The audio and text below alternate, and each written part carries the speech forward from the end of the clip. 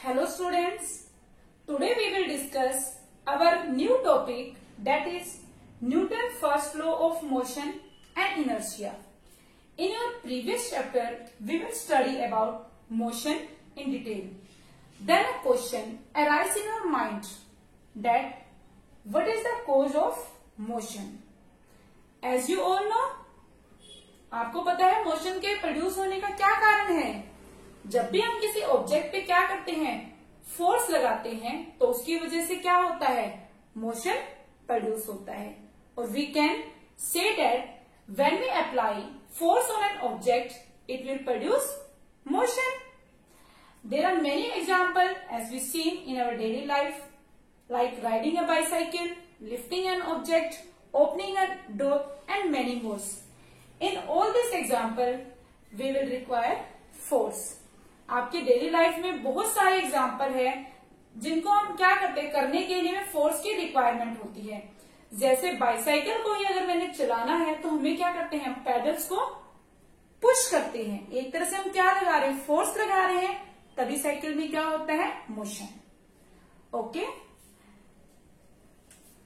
तो students, Galileo से पहले कुछ साइंटिस्ट आए, उनका कहना था force is required not only to start motion but also to keep an object moving with uniform velocity.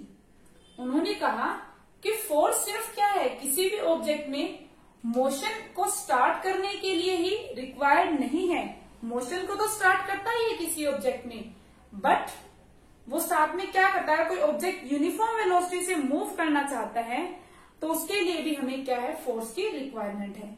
उनके अकॉर्डिंग क्या था स्टूडेंट्स, पहले जो साइंटिस्ट आए कि मोशन को स्टार्ट करने के लिए फोर्स चाहिए हमें, और उसके बाद मोशन को कंटिन्यू रखने के लिए भी हमें क्या चाहिए, फोर्स, एक्सटर्नल फोर्स।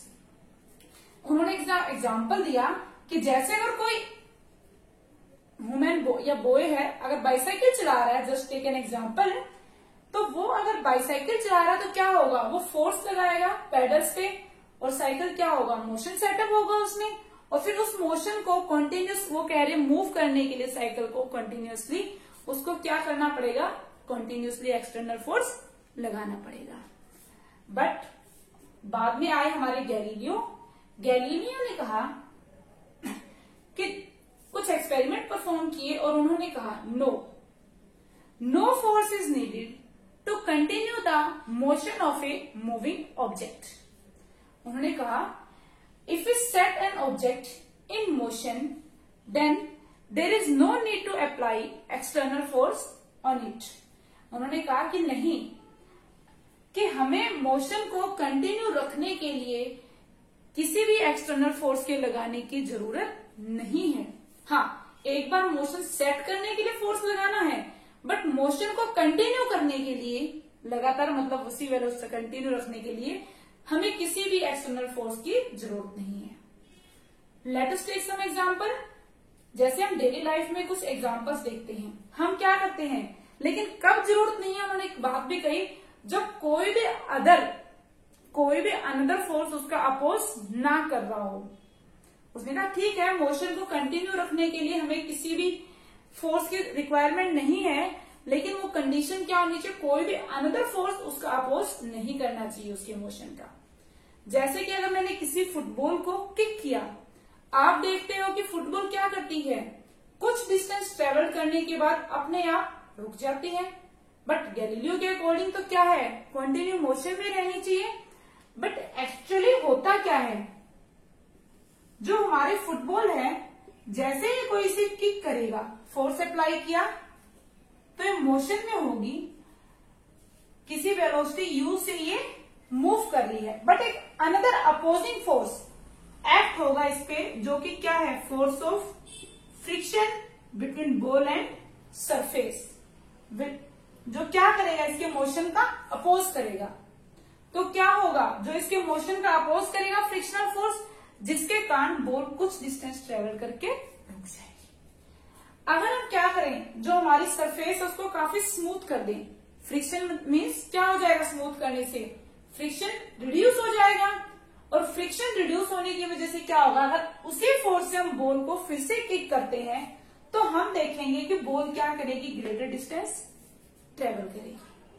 अगर किसी भी मेथड से हम फ्रिक्शन को जीरो कर दें, इट इज जस्ट अजम्पशन कि अगर हमारा वहां पे क्या हो, फ्रिक्शनल फोर्स को मैं जीरो कर दूं, तो फ्रिक्शन को जीरो करने के बाद अगर हम किसी भी बॉडी पे फोर्स लगाएंगे तो किक करूंगी बॉल को, वो कॉन्टिन्यूसली उसी यूनिफॉर्म वेलोसिटी से क्या करती रहेगी, मूव करती रहेगी। तो हम तो डेली लाइफ में देखते हैं कि फुटबॉल रुक जाती है, और किस लिए रुक जाती है, क्योंकि उसके ऊपर एक दूसरा फोर्स भी लग रहा है, फोर्स ऑफ फ्रिक्शन, जो उसके मोशन का अपोज कर रहा था। तो आपको आई थिंक ये दोनों चीजें आपको अंडरस्टूड होगी कि पहले वाले साइंटिस्ट ने क्या कहा कि हमें मोशन को स्टार्ट करने के लिए और मोशन के कंटिन्यू रखने के लिए हमें क्या करना पड़ता है, एक्सटर्नल फोर्स लगाना पड़ता है। बट बाद में गैलीलियो आए, उन्होंने क्या कहा कि नहीं, हमें कोई भी एक्सटर्नल फोर्स नहीं लगाना पड़ता अगर एक बॉडी क्या कर रही है, मोशन में है। अगर पहले से मोशन में है तो मोशन में रखने के लिए उसे कोई भी अनदर फोर्स नहीं लगाना पड़ेगा। इसी को हम क्या कहते हैं, जो इसने लॉ ऑफ इनर्शिया, इसी को हम क्या कहते हैं, कोई बॉडी रेस्ट पे है तो वो रेस्ट पे ही रहेगी, और अगर कभी कोई बॉडी मोशन में है तो वो क्या रहेगी, मोशन में ही रहेगी, सेम डायरेक्शन में मूव करेगी। This is our law of inertia. तो हम गैलीलियो लॉ ऑफ इनर्शिया भी कह सकते हो, आप इसको गैलीलियो लॉ ऑफ इनर्शिया भी कह सकते हो। तो इससे हमें दो चीजें समझ में आई। If a body remains in rest, if a body is at rest, it will remain in rest unless an external force is applied on it. अगर कोई बॉडी रेस्ट में है तो वो रेस्ट पे ही रहेगी जब तक हम उसके ऊपर कोई भी एक्सटर्नल फोर्स अप्लाई नहीं करेंगे। सेकेंड थिंग क्या पता चला, if a body is in motion it will moving with same velocity, और we can say that it is moving with same speed in same direction unless an external force is applied on it. इससे हमें दो चीजें समझ में आई। ये चीजें, अगर कोई बॉडी रेस्ट में है तो रेस्ट में ही रहना पसंद करेगी जब तक उसके ऊपर एक्सटर्नल फोर्स नहीं लगता। अगर कोई बॉडी मोशन में है तो मोशन में ही रहना पसंद करेगी जब तक उसके ऊपर एक्सटर्नल फोर्स नहीं लग रहा। जो गैलीलियो ने कहा था ये लॉ ऑफ इनर्शिया, उस गैलीलियो के बाद साइंटिस्ट आए न्यूटन, उन्होंने इसी को इसी का एक लॉ बना दिया, उसको हमने क्या नाम दिया, Newton first law of motion. उन्होंने भी सेम थिंग कही, इसी को हम Newton first law of motion भी कहते हैं, या फिर हम इसी को क्या नाम देते हैं, लॉ ऑफ इनर्शिया। तो what is Newton first law of motion? If a body is in state of rest it will remain in the state of rest, and if it is in the state of motion it will remain moving in the same direction with the same speed unless an external. So students, we will discuss about inertia. What is inertia? Inertia means to resist any change, means किसी भी बदलाव का विरोध करना। और we can say that inertia is the phenomena due to which an object does not want to change their state. Means inertia एक phenomena है जो क्या है, जिसके कारण कोई भी ऑब्जेक्ट अपना स्टेट चेंज नहीं करना चाहता। मीन्स अगर वो रेस्ट में है तो वो रेस्ट में ही रहना चाहता है, और अगर वो मोशन में है तो वो मोशन में ही रहना चाहता है। वो अपने आप खुद से कोई भी अपने आप अपनी स्टेट को चेंज नहीं करना चाहता। इसी प्रॉपर्टी को हम क्या कहते हैं, इनर्शिया। और we can say that the property of an object by virtue of which it tends to retain its state of rest और of motion, it is called inertia. Next point is mass and inertia.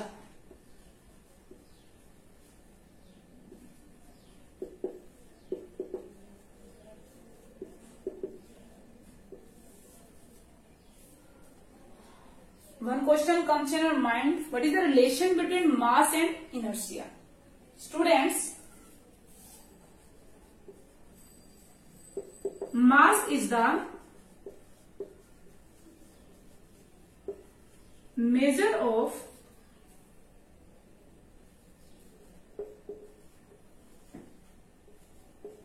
Inertia. Mass क्या है? मास के द्वारा ही हम inertia का major करते हैं।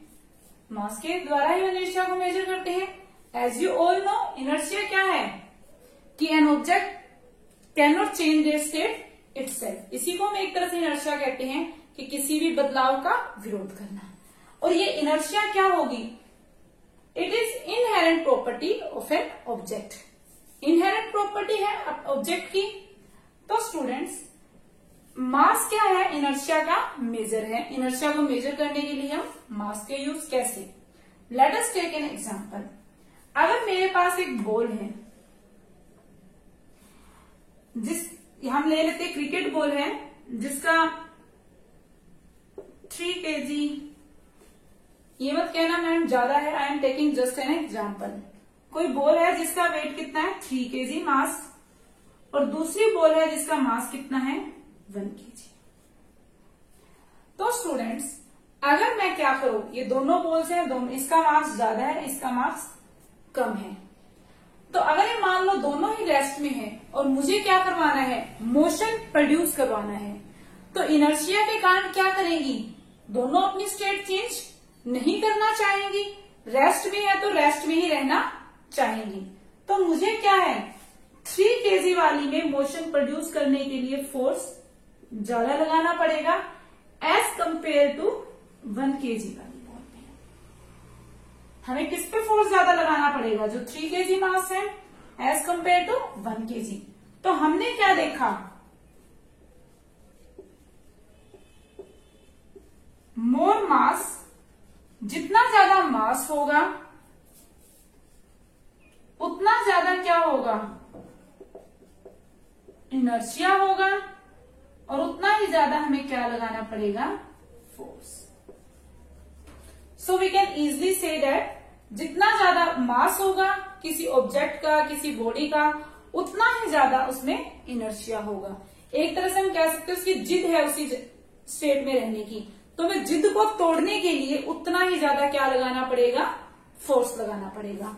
तो जितना ज्यादा मास उतना ही इनर्शिया ज्यादा होगा, और जितना इनर्शिया ज्यादा होगा, इनर्शिया को ब्रेक करने के लिए हमें उतना ही ज्यादा फोर्स अप्लाई करना पड़ेगा। तो here we will see this thing that more is mass, more is inertia, और less is mass, less is inertia. आप अनदर एग्जाम्पल लेना चाहते हैं, क्रिकेट बॉल और टेनिस बॉल का ले लीजिए। ये तो मैंने कोई भी ऑब्जेक्ट लिए थे। आप एज यू ऑल नो कि क्रिकेट बॉल का मास टेनिस बॉल से क्या होता है? ज्यादा होता है। तो इसलिए हमें अगर क्रिकेट बॉल को रोकने के लिए क्या लगाना पड़ता है? ज्यादा फोर्स लगाना पड़ता है उसे स्टॉप करने के लिए as compare to tennis ball. Okay students, so we can say that mass is the measure of inertia. Next topic is types of inertia. Inertia are of 2 types, inertia of rest and inertia of motion. Firstly, we will discuss about inertia of rest. तो inertia of rest क्या कहता है? अगर कोई भी object rest पे है तो वह रेस्ट पे ही रहेगा जब तक हम उसकी स्टेट चेंज करने के लिए उस पर कोई एक्सटर्नल फोर्स नहीं लगाते। We can say that if an object is at rest, it will remain at rest unless an external force is applied on it to change its state of motion. Let us take an example. मान लो students की कोई बस है और बस में क्या है? बहुत सारे पैसेंजर्स बैठे हुए हैं। When bus start moving suddenly, when a bus starts moving suddenly in forward direction, then the passenger of the bus falls backward. जब एक बस अचानक फॉरवर्ड डायरेक्शन में मूव करना स्टार्ट करती है तो पैसेंजर्स हैं उसके, वो पीछे की तरफ फॉल होते हैं। आपने ये चीज देखा होगा कि जब बस अचानक चलती है तो आप सभी को झटका लगता है पीछे की तरफ। क्यों लगता है? कि जैसे ही बस में क्या हुआ, मोशन स्टार्ट किया, तो बॉडी का जो लोअर पार्ट है बस के क्या है, बिल्कुल कांटेक्ट में है। तो जब बस में मोशन हुआ तो बॉडी का लोअर पार्ट भी किस में आ गया, मोशन में आ गया उसी को। लेकिन जो बॉडी का अपर पार्ट है वो due to inertia of rest, inertia of rest के कारण वो किस पे ही रहना पसंद करेगा, रेस्ट पे ही पसंद करेगा। क्या है इनर्शिया, टेंडेंसी है किसी भी ऑब्जेक्ट की उसी स्टेट में रहने की, वो अपने आप अपनी स्टेट चेंज नहीं करना चाहता, नहीं करेगा, उसके फोर्स नहीं है। तो जो अपर पार्ट है वो किस में रहेगा, due to inertia of rest के कारण रेस्ट पे ही रहेगा। तो क्या होगा, जब बस में मोशन हुआ, जो हमारा लोअर पार्ट है बॉडी का वो आगे निकल जाएगा और अपर पार्ट क्या है, वही की वही है। तो इसलिए हमें एकदम क्या लगता है, पीछे की तरफ झटका लगता है। हम दूसरा एग्जाम्पल डिस्कस कर लेते हैं एक और। सबने बचपन में कैरम बोर्ड खेला होगा। तो अगर हम कैरम बोर्ड को लेते हैं, हमारे पास एक स्ट्राइकर होता है और बीच में क्या है, बहुत सारे पीसेस। अगर मैं एक के ऊपर एक रख दूं इन सभी पीसेस को इस वे से, तो आप देखते हो जो हम स्ट्राइकर से इसमें फोर्स लगाते हो, मारते हैं, आप देखते हो जो नीचे वाला हमारा पीस है वो आगे निकल जाता है और बाकी वाले पीस वहीं की वहीं फॉल हो जाते हैं। ये चीज सबने देखी होगी। क्यों होता है, हमने जो फोर्स लगाया वो किस पे लगाया, नीचे वाले पीस पे लगाया, तो वो क्या हुआ, मोशन में आ गया मोशन में। लेकिन ऊपर वाले जो है due to inertia of rest, उनके ऊपर कोई फोर्स नहीं है, वो इनर्शिया ऑफ रेस्ट के कारण किस पे रहना पसंद करेंगे, रेस्ट पे ही रहना पसंद करेंगे। और क्योंकि फोर्स ऑफ ग्रेविटी लग रहा है उसके कारण सिर्फ वो क्या करेंगे, उसी जगह पे नीचे आ जाएंगे ताकि वो एम्प्टी स्पेस फिल हो जाए। क्योंकि फोर्स ऑफ ग्रेविटी उन्हें क्या है, नीचे की तरफ खींच रहा है, ग्रेविटेशनल फोर्स, वो नीचे आ गए और सिर्फ यही वाला आगे निकलेगा, बाकी सभी वही की वही रहेंगे due to inertia of rest. Let us take another example. आप कोई भी गिलास ले लीजिए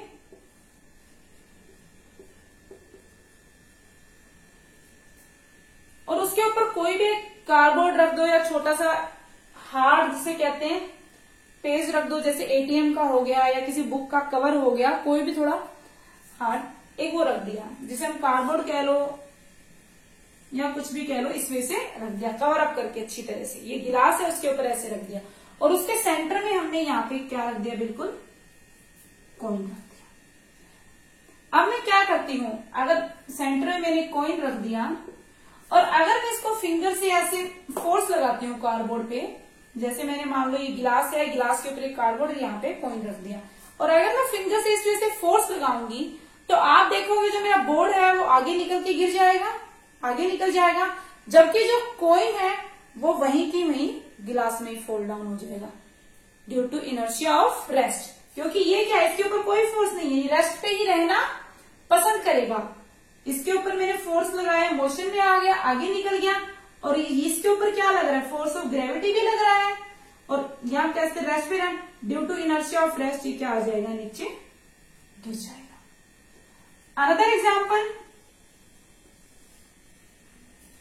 late us take another example. आपने देखा होगा घरों में कारपेट। अब कारपेट को झाड़ने के लिए आप क्या करते हो, डस्ट निकालने के लिए आप देखते हो इस तरह पकड़िए, हम स्टिक से मारते हैं। जब हम स्टिक से उसे मारते हैं आप देखते हो डस्ट पार्टिकल नीचे क्या हो जाते हैं, फॉल डाउन हो जाते हैं। ये चीज सबने नोटिस किया, डस्ट सारा नीचे। एक्चुअली में होता क्या है, जब कारपेट को स्टिक से मारते हैं तो जो उसके फाइबर्स हैं वो क्या आ जाते हैं, मोशन में आ जाते हैं। हमने जैसे उसको मारा उसके जो फाइबर्स है कारपेट के वो मोशन में आ गए, लेकिन जो डस्ट पार्टिकल है वो इनर्शिया ऑफ रेस्ट के कारण जो उसके अंदर स्टक हैं वो रेस्ट पे ही रहना पसंद करेंगे, और वो क्या होंगे, जब रेस्ट पे ही रहना पसंद, आगे निकल गया वो, और वो वहां पे क्या हो जाएंगे, फॉल डाउन। इस तरह के बहुत सारे एग्जाम्पल्स हमें डेली लाइफ में देखने को मिलते हैं इनर्शिया ऑफ रेस्ट के। Let us discuss about inertia of motion.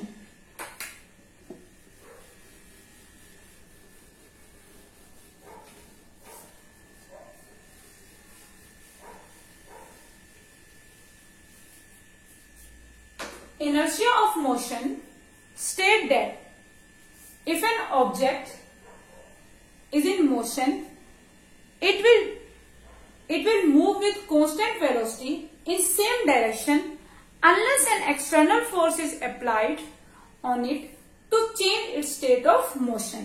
अगर कोई भी ऑब्जेक्ट क्या है, मोशन में है, सेम डायरेक्शन में मूव कर रहा है कांस्टेंट स्पीड से, तो जब तक हम उसके ऊपर कोई भी एक्सटर्नल फोर्स नहीं लगाते तो वो क्या होगा, मोशन में ही रहेगा. Let us take an example. अगर कोई भी बस है, आप देखते हो कोई भी बस मूव कर रही है इस वे से और सडनली वो रुक जाती है, तो आप देखते हो जब कोई बस सडनली रुक जाती है, जो उसके पैसेंजर होते हैं वो आगे की तरफ क्या होते हैं, फॉल डाउन होते हैं. जबकि क्या हो रहा है यहाँ पे, आगे की तरफ फॉल डाउन होते हैं अचानक जब भी कोई बस या कार जो भी रुक जाए. ऐसा क्यों होता है, क्योंकि बस किसमें है, मोशन में है. और जो जैसे ही क्या हुआ, बस रुकी अचानक से, तो बस किसमें आ गई, रेस्ट में आ गई. और जो बॉडी का लोअर पार्ट है वो भी किसमें आ गया, रेस्ट में आ गया. जबकि अपर पार्ट क्या है, अभी भी वेलोसिटी से मूव कर रहा है, तो क्या होगा, इसलिए उसे क्या लगता है, झटका लगता है आगे की तरफ. आई रिपीट, क्या होगा, जैसे ही बस मूव कर रही है किसी यूनिफॉर्म वेलोसिटी से और वो एकदम रेस्ट पे आएगी, तो जो बॉडी का लोअर पार्ट उसे टच हो रहा है वो भी रेस्ट पे आ गया. But upper part due to inertia of motion के कारण किसमें है, वो मोशन में ही है, तो क्या होगा, वो आगे की तरफ एक झटका फील करेगा. Let us take another example. आप देखते हो अगर कोई भी बॉय है, अगर वो चलती हुई ट्रेन से या बस से या किसी व्हीकल से जंप करता है तो आगे की तरफ गिर जाता है. ये आप सबने नोटिस किया होगा, कोई भी चलती हुई ट्रेन से क्या कर रहा है, अगर जंप कर जाता है तो आगे की तरफ गिरता है. क्यों गिरता है, क्योंकि क्या है, उसकी बॉडी भी मोशन में है स्टार्टिंग में जब बस चल रही है और बस भी. अब जैसे ही उसने बस से जंप किया तो उसके जो फीट हैं, जो बॉय के फीट हैं वो ग्राउंड को टच करेंगे. तो ये रेस्ट पे उसके फीट ने टच किया, ये किस पे आ जाएगा, रेस्ट पे आ जाएगा. उसका लोअर पार्ट किस पे हो गया, रेस्ट पे. जबकि अपर पार्ट भी अब तक क्या है, मोशन में है due to inertia of motion. तो इसलिए वो क्या होता है, आगे की तरफ फॉल डाउन हो जाता है. ओके, तो these are few examples we discussed about inertia of motion. Okay students.